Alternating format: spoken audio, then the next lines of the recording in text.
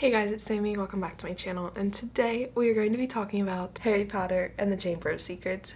Yes, it is here. I have read it and it was amazing. I loved it so much, and so to start off this video I'm just going to give you a brief little synopsis that is spoiler free. Obviously not spoiler free if you did not read the first book. So basically Harry Potter and the Chamber of Secrets picks off exactly where Harry Potter and the Sorcerer's Stone left off.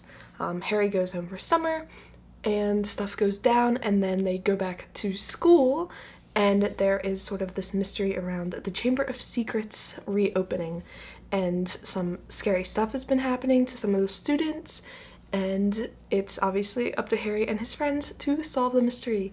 And that's basically all there is to know about Chamber of Secrets. I loved it. I thought the character development in it was amazing. Zero complaints about this book.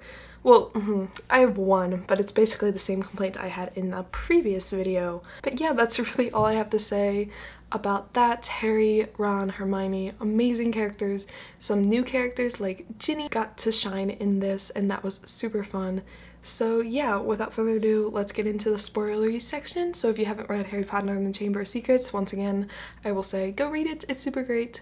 You'll love it, I promise. Well, I'm not gonna promise you'll love it because not everyone likes the same books as I do. I say you go give it a try, at least the first book. So yeah, let's get into spoilers. So like I said, one complaint, of course, once again, about the Dursleys. Beginning of this book, horrible treatment. Locking Harry in a room with bars and just terrible things, and that makes me sick. And I talked about this in my previous video. I'll link it up above, but basically I just don't like why I just don't understand why they keep sending Harry back to the Dursleys. It's like a whole other issue, and I talked about it in depth more in the previous video, but once again I say they locked him in the room, they like did not feed him, they locked his Hedwig in like a cage and he didn't let him fly around. Terrible. But then obviously Ron comes in with his brothers and they pick him up in the flying car and they fly back to Ron's house. Ron's house, so fun. Love his mom to death. Super great characters. All of them are super great. Love the dad, love the mom. Ginny, of course, lovely character. Oh, I forgot to mention, of course, while Harry is still at his house, Dobby visits, and there's the whole plot line of Dobby doesn't want Harry to go back to Hogwarts because something bad is going to happen, and so that kind of sets the mood of like going back to Hogwarts. And then when Harry and Ron try to go on the train, it doesn't let them through, and we find out later that was Dobby. And then they take the car and they fly into the tree and the tree beats them. You know, the very classic, the tree beats them. And I was really sad they got to miss Ginny getting placed into Gryffindor, and that was just kind of sad that that scene was kind of like skipped over because they had to fly the car. But the car was really interesting, and obviously near the end the car saves them, right? Yeah. And then obviously once we get there for a little bit, they're obviously reprimanded. One of the worst characters ever was that professor, and I'm literally forgetting his name. The one that was really self-obsessed and he like made up all of his stories. That was embarrassing. I really did not like him from the very beginning. He honestly irked me so badly.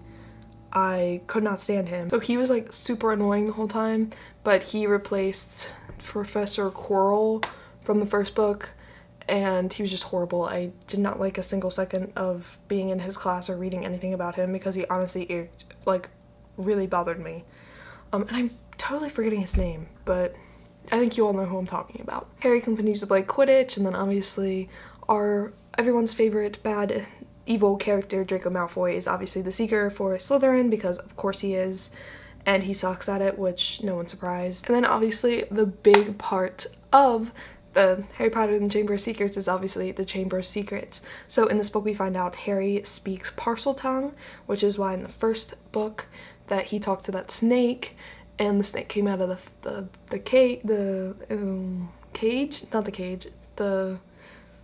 aquarium sort of thing. And then we figure out that the heir of Slytherin spoke Parseltongue, so everyone thinks that Harry's the one that opened the Chamber of Secrets because the Chamber of Secrets was created by the heir of Slytherin, and yeah, and then we find out later on that it was actually a snake slithering through the pipes, and that's why Harry could hear it talking. And oh my god, there was just so much stuff happened in this book. I was so impressed once again with how much stuff I did not see coming. Like, I really just did not grasp anything. Like, I'm so, like, I don't know if it's like I should be able to know what's gonna happen, but I just like don't. And then Moaning Myrtle, she was a great character, loved her. I found her really interesting and her story really interesting. And then also everybody obviously getting petrified, starting with the cat and then moving on to that kid that was really obsessed with Harry that was really annoying, and then obviously Hermione and the Ravenclaw person, oh, who was dating Percy. Yeah, that's another part. Percy was acting weird this whole novel, and it was because he had a girlfriend. Wow. Such a great build-up. And then obviously also the whole thing, Ginny being the one that like opened the Chamber of Secrets because she was talking to the person in the diary. Oh my god, that made me so sad. She was talking to Voldemort in the past, who's Tom Riddle, and that was just so sad. Like, I felt so bad for Ginny this whole entire book. Like, she just seemed so sad all the time. I really enjoyed like the whole like writing on the walls in blood and all this crazy stuff, and then like especially in the movie they did it really well with like doing the stuff while she's kind of like in her trance like state. Oh, the professor's name was Lockhart. I did not like that man. Also in this book we realized that Lucius is the worst, but we already really knew that. Lucius Malfoy is the actual worst person in this whole entire series. I hate him. Because then there's that whole thing where like they're trying to get Dumbledore taken out as headmaster because he's letting like all these children like get petrified or whatever. That was so irrelevant. Like, that was such like an irrelevant part of the story. Also super weird with the spiders, the giant spiders, that Ron and Harry go out because they need to follow the spiders to find out the secret. That was like very nerve-wracking. Like, I really thought they were about to get eaten by some spiders up in here. Like, I don't think so. Oh my god, and then I forgot about this. They tried to disguise themselves, taking like the polyjuice or whatever, to turn themselves into those two friends of what's his name, of Draco, like the I don't know, they have really dumb names. But then Hermione turns into like a hairy cat. Oh my god, that was so funny. That was actually, it wasn't that funny because like it actually sounded pretty tragic, but it was really funny. And then obviously they find out Ginny did all of it, like I said before, and Ginny has been taken into the tomb. And then they get down there and first they take down Lockhart, but then Lockhart tries to like erase their memories, and then it backfires on him, and then he's just kind of like gone.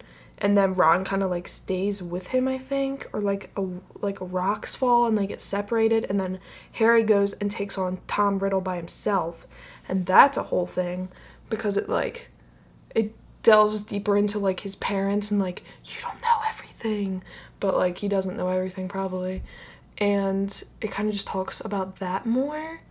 And then obviously they like had the whole battle scene, and then the Phoenix cries his tears and heals him, and Tom Riddle dies because he stabs the fang of the snake into the diary, I think, and Tom Riddle disappears. The Sorting Hat comes and like he pulls out like the Gryffindor sword out of it, like what? And then later on he talks to Dumbledore and it's all super great and everything's happy, and then he gives Dobby a sock, and Dobby's a free elf.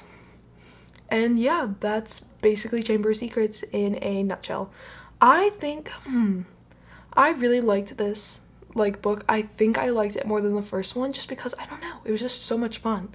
Like, there's so much happening and there's so many mini plot lines, but there's still like a big plot line, and I feel like it was just fun to read because there's always something going on, and I think that's why I enjoyed it so much. And it's not that I didn't enjoy the first book, because I love the first book. I just thought this was like the storyline itself was more interesting to me. Also partially because I didn't really know this storyline versus the first storyline I kind of think I knew a little bit more about. But yeah, it was just so much fun. I loved getting to know the characters more. We didn't really meet any newer characters except for Ginny, and even we didn't really see that much of her. But overall, obviously 5 out of 5 stars. I loved this book. I can't wait to read the third one. And yeah, that's really all that's going to be in this video. I hope you enjoyed. Thank you guys so much for watching. I hope you have a great day. Bye. And until we grow